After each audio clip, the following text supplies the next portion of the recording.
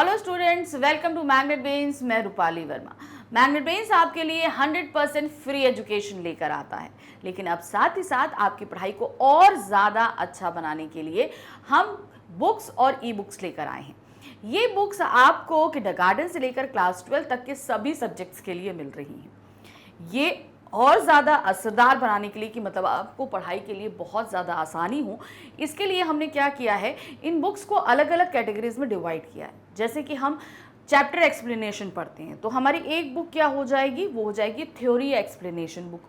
फिर उसके बाद हमारे पास में आता है, हम एमसीक्यूज़ पढ़ते हैं तो एक बुक हमारी एमसीक्यूज़ बुक हो जाएगी।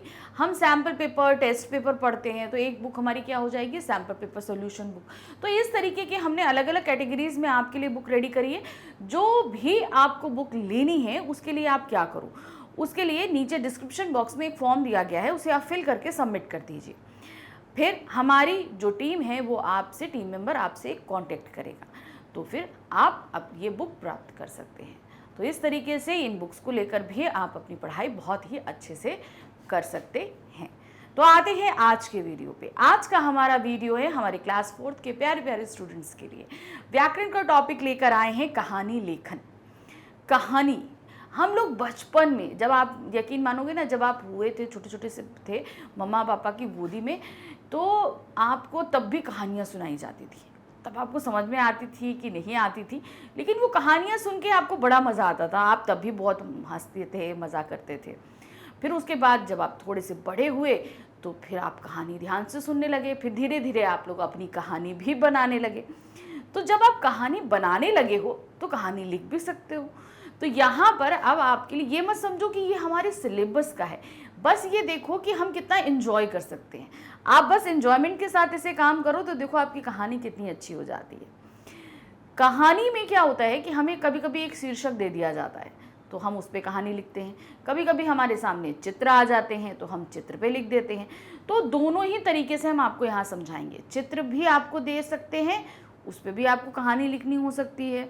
आपको सिर्फ एक शीर्षक दे दिया तब आप उस पर कहानी लिख सकते हैं। तो दोनों ही तरीके से आज हम कहानी को समझेंगे। देखिए यहाँ पर क्या है, कहानी पढ़ना या सुनना किसे अच्छा नहीं लगता। कहानी लेखन भी अपने आप में कला है। कहानी लिखते वक्त हमें यह ध्यान रखना चाहिए कि कहानी सरल शब्दों में लिखी जानी चाहिए, उसे रोचक ढंग से लिखना चाहिए ताकि सभी पढ़ने वाले उसे पढ़ना पसंद करें। दी गई कहानी को पढ़कर स्वयं भी लिखने का अभ्यास करें। अब यहाँ पर क्या होगा, देखिए हम बताते हैं। कहानी हम सभी को अच्छी लगती है, पढ़ना हो, सुनना हो, देखना हो, सभी तरीके से हम सभी को कहानी अच्छी लगती है। अब कहानी तो हमें अच्छी लगती है, लेकिन अब हमको कहानी लिखनी है। तो कहानी लिखते समय में हमें क्या करना है, जितने भी आप लिखोगे वो एकदम सरल भाषा में, सरल शब्दों में, ताकि जो पढ़े उसे भी। और दूसरा, रोचक, इंटरेस्टिंग होनी चाहिए। कहानी अच्छी शुरू हो, बीच में कुछ इंटरेस्टिंग घटना घट जाए और एंड में जाकर वो घटना जो है, वो चीज़ जो है वो सॉल्व हो जाए। ये 3 चीज़ें आपको रखनी पड़ती हैं। कहानी के स्टार्टिंग में सब कुछ अच्छा रहता है, मिडिल में जाकर जो है वो गड़बड़ा जाता है, समस्या खड़ी हो जाती है और वो समस्या का अंत कहानी के अंत में जाकर हो जाता है। तो इसी तरह, और साथ में कहानी की शिक्षा ज़रूर देनी पड़ती है कि हमें इस कहानी को पढ़ने से क्या सीख मिली, ये ज़रूरी देना पड़ता है। तो अब देखिए यहाँ पर हमारे पास कुछ कहानी दी गई है, हम उनको बताते हैं। देखिए यहाँ पर क्या दिया है, दिए गए चित्र के आधार पर कहानी लेखन कीजिए। हमने आपको बताया था ना, चित्र के आधार पे भी कहानी लिखनी होती है। अब जब हम चित्र के आधार पे हमारे सामने कहानी आती है ना, तब उसमें हमें ये शीर्षक भी देना पड़ता है, ठीक है, क्योंकि हमें अब क्या दिया हुआ है, हमें सिर्फ ये चित्र दिया है। इस चित्र के आधार पर हमको कहानी बनानी है और अब कहानी तो लिखनी ही लिखनी है, साथ में हमें इसका शीर्षक भी देना पड़ता है, शिक्षा भी देनी पड़ती है, हमें सब कुछ देना पड़ता है। तो अब इसको कैसे करेंगे हम ये देखते हैं। सबसे पहले, अब चूंकि हमें चित्र के आधार पर बनाना है तो हम चित्र को देखेंगे।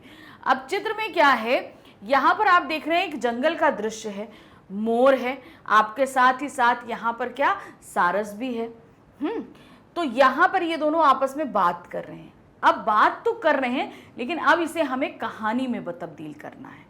अब यहाँ पर 2 चीजें कॉमन, देखिए, मोर कितना रंग बिरंगा है, सारस एकदम सफेद है। अब यहाँ पर हमने क्या कर दिया, मोर को घमंडी बना दिया। क्यों, क्योंकि उसके पास बहुत सारे रंग थे और सारस एकदम सफेद था, इसलिए वो कुछ नहीं कर सकता था। तो चलिए अब हमने इस पे एक कहानी बनाई है, उस कहानी को हम लिखते हैं। क्या है देखिए, एक मोर था, वह तालाब के किनारे घूमा करता था। उसे अपने रंग बिरंगे सुंदर पंखों पर बहुत घमंड था। उसके रंग बिरंगे पंख थे, उसे उस पर बहुत घमंड था। वह कहता फिरता, मैं दुनिया के सभी पक्षियों में सबसे सुंदर हूँ। एक दिन उसे तालाब के किनारे एक सफेद सारस दिखाई दिया। अब ये सफेद सारस उसको दिख गया।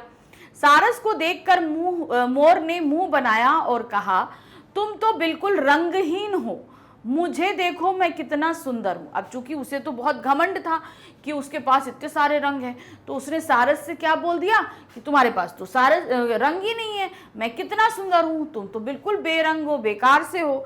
फिर अब उसी के आगे वो क्या कहता, सारस ने झट से कहा, अब जैसे ही उसने मोर ने बोला, भाई तुम तो बिल्कुल बेकार हो, तुम रंगहीन हो, मेरे पास कितने सारे रंग हैं। तो सारस क्या बोलता है, तुम सुंदर अवश्य हो, पर सुंदरता ही सब कुछ नहीं होती है। यानी कि जो आप सुंदरता हो यही सब कुछ नहीं होती है। तुम मुझे देखो, मैं तो आसमान में कितना ऊंचा उड़ सकता हूँ। तुम्हारे पंख सुंदर हैं, तो क्या तुम उनकी सहायता से उड़ भी सकते हो? अब मोर क्या होता है, मोर सुंदर होता है मगर वो आसमान में उड़ नहीं सकता। तो उसे सीधे बोला, भाई तुम्हारे पंख सुंदर तो हैं मगर उपयोगी नहीं है, मतलब तुम उसका कुछ इस्तेमाल नहीं कर सकते हो, खाली फैला के नाच सकते हो। लेकिन मेरे पास तो पंख है, तो मैं आसमान में उड़ सकता हूँ। मोर समझ गया उसे अपनी सुंदरता का घमंड नहीं करना चाहिए। ठीक है, तो सुंदरता ही नहीं, किसी चीज का घमंड नहीं। अब इस पूरी कहानी को पढ़ने के बाद हमें शिक्षा क्या मिली या सीख क्या मिली? सुंदरता ही सब कुछ नहीं होती है, वस्तु का उपयोगी होना भी आवश्यक होता है। कोई भी चीज सुंदर हो, अब मान लीजिए आपके पास एक पेन है, बहुत सुंदर है, बहुत अच्छा है, मगर वो लिखता नहीं है, अच्छा लिख ही नहीं सकता। उसको लिखते हैं तो बहुत मतलब टूट टूट के रुक रुक के लिखता है। ठीक है, तो क्या वो पेन अच्छा है, आपके लिए कुछ मतलब का है? नहीं है ना। तो उसी तरीके से उस पेन की सुंदरता हमारे किसी काम की नहीं है। पेन की उपयोगिता क्या है, वो लिखे, मगर जब वो लिख नहीं सकता तो फिर वो बेकार है, भले चाहे जितना सुंदर हो, जितना महंगा हो। तो यहाँ पर इस कहानी को हमने शीर्षक क्या दिया है, वो है घमंड करना बुरी बात है। ठीक है, तो क्योंकि मोर घमंड कर रहा था तो हमने यहां पर क्या दे दिया, घमंड करना बुरी बात है। चलिए, एक कहानी तो हमारी यहां हो गई। अब दूसरी कहानी में हमारे पास क्या था, हमने एक टॉपिक दे दिया। अब हमने सिर्फ आपको इतना एक टॉपिक दिया है, प्यासा कौवा। तो प्यासा कौवा की कहानी तो सभी ने सुनी हुई है कि भैया एक कौवा था, जंगल था, बहुत गर्मी हो रही थी, उसको प्यास लगता है, कहीं पानी नहीं मिलता आसपास, तो क्या होता है, उसे दूर घड़े में एक जो है थोड़ा सा पानी नीचे दिखता है, तो वो अकलमंदी करता है, कंकड़ लाता जाता है, डालता जाता है और धीरे धीरे पानी ऊपर आ जाता है। पानी ऊपर आ जाता है, वो अपनी प्यास बुझा लेता है और उड़ के चला जाता है। तो इस तरीके से कौवे ने क्या किया, अकलमंदी दिखाकर अपनी प्यास बुझा ली। तो ये कहानी तो हम सभी जानते हैं। तो देखो हमने इस कहानी को कैसे लिखा है। क्या है, एक बार एक कौवा था। एक दिन वह बहुत प्यासा था। वह पानी की तलाश में इधर उधर उड़ा। उसने एक जग देखा, उसमें थोड़ा पानी था, उसकी चोंच पानी तक नहीं पहुंच सकी। कौवा बहुत चतुर था, मतलब बहुत चालाक था। उसने एक योजना सोची। वह पत्थरों के कुछ टुकड़े लाया, उसने उन्हें जग में डाले। पानी ऊपर आ गया, उसने पानी पिया और वह बहुत खुश हुआ, वह उड़ गया। तो इस तरीके से क्या हुआ, उसने अक्लमंदी दिखाई। तो इससे हमें क्या शिक्षा मिली, बुद्धिमानी का फल मिलता है। यानी कि हम कोई भी काम अगर बहुत ही बुद्धि लगाकर अकल से करें तो हमें उसका फल अवश्य मिलता है। तो ये हमारी कहानी हो गई। तो देखिए यहाँ पर हमने इसके लिए एक पिक्चर भी लगाई हुई है, किस तरीके से उसके मुंह में कंकड़ है, वो पानी में डाल रहा है और पानी ऊपर आ जाएगा और वो उसको पी लेगा।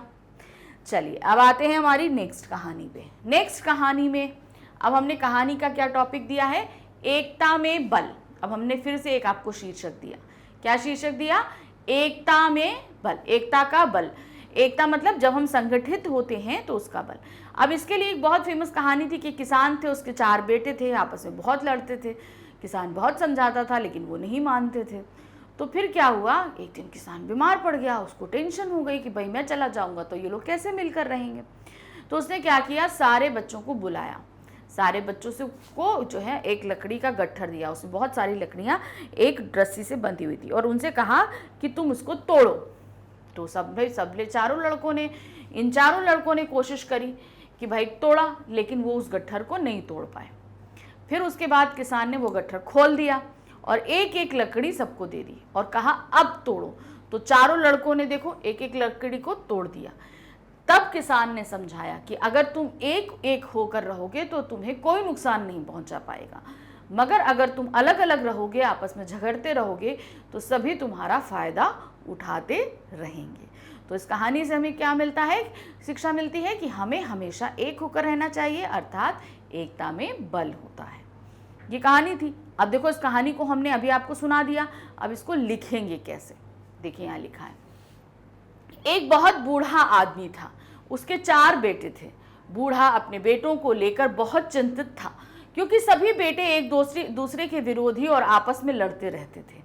एक दिन बूढ़े ने उन सभी को अपने पास बुलाया और सभी को लकड़ी का एक एक टुकड़ा दिया और उसे तोड़ने के लिए कहा।